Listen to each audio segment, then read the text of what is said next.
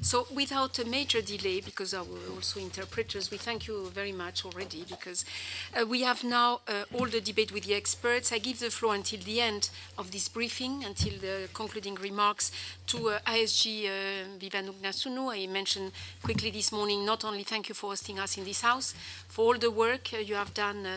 You have the biodata, you have finance experts, you have a private sector expertise, and you have an agriculture expertise. And since the 5 years you are as ISG here, all the programs that are supporting not only the farmers but the value chain actors as well have been designed by you with the European Commission colleagues, and those including the ones that Elizabeth was mentioning this morning that go now directly to the farmers, which is a great achievement compared when I started my job here in Brussels. Thank you for moderating this part, and thank you again for welcoming us.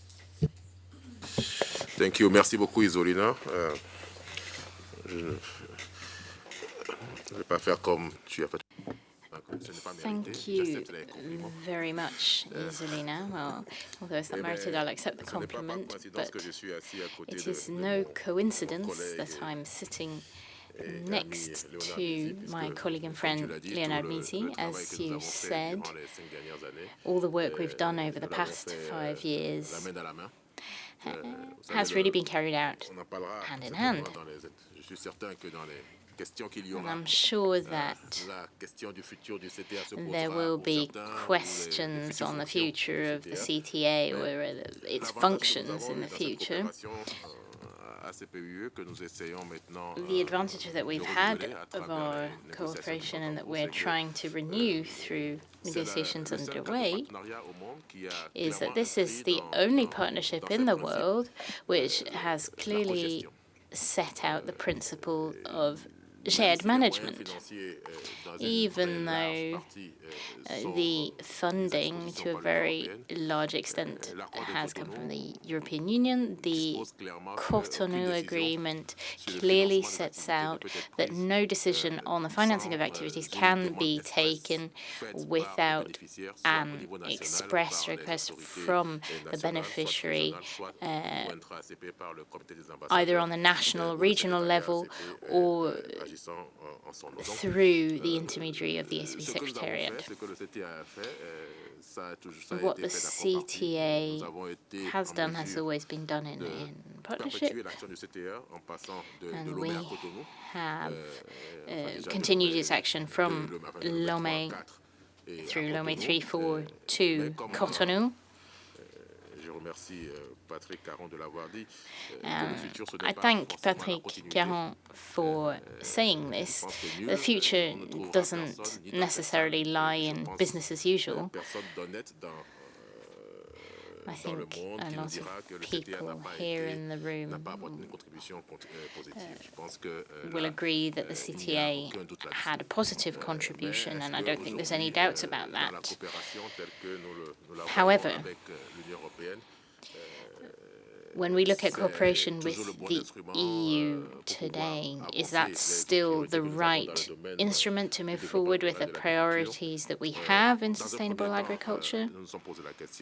We did ask ourselves that question initially, and as a precautionary measure, we decided to put an end to the CTA in its current form.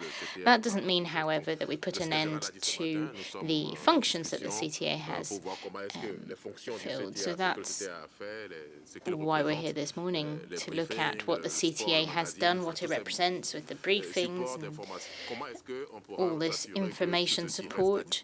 We need to see how we can ensure that all that remains available to beneficiaries in the future. So we're aware of that challenge, and I think over the coming weeks,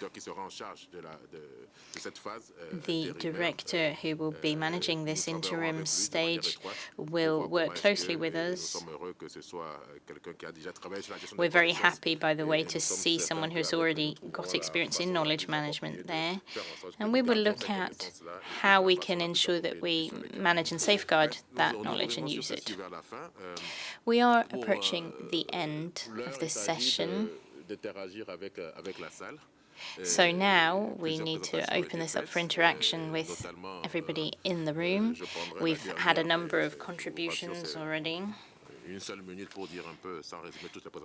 And without summing up all the presentations, I'll just take a brief minute to try to reflect. We've talked about continuity. We heard from Oxfam about the approach of the private sector. We're aware of what you said, but it is useful to remind us of it. The Ambassadors Committee supported support with a new ACP approach to value chains just last week. And that was to the tune of 140 million euros to support implementing actions with the private sector. Partially, and I say partially because 140 million was allocated to private sector and agricultural developments. And in our approach that we've adopted, we are grateful that our partners have been flexible there.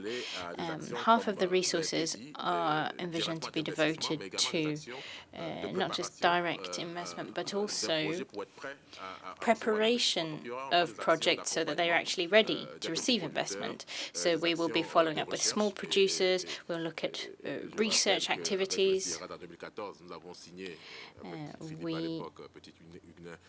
In 2014, we signed a framework cooperation agreement with Philippe. We will look at working together for the research part of the implementation stage as concerns these 140 million. So we mustn't get bogged down in dogma.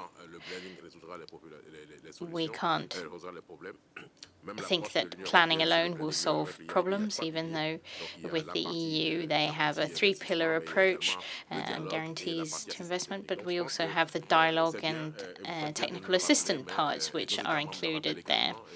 Our member states are reminding us of this as well. Our role is to ensure that support is always mixed and that the preparatory work is duly done before the investment actually arrives to guarantee the investment. So I'll open the floor now.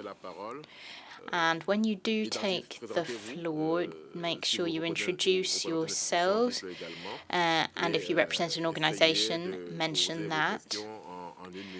And try to be brief, about a minute for your questions. Today you might have 30 seconds for comments as well, but try to not have too many comments and focus on the questions.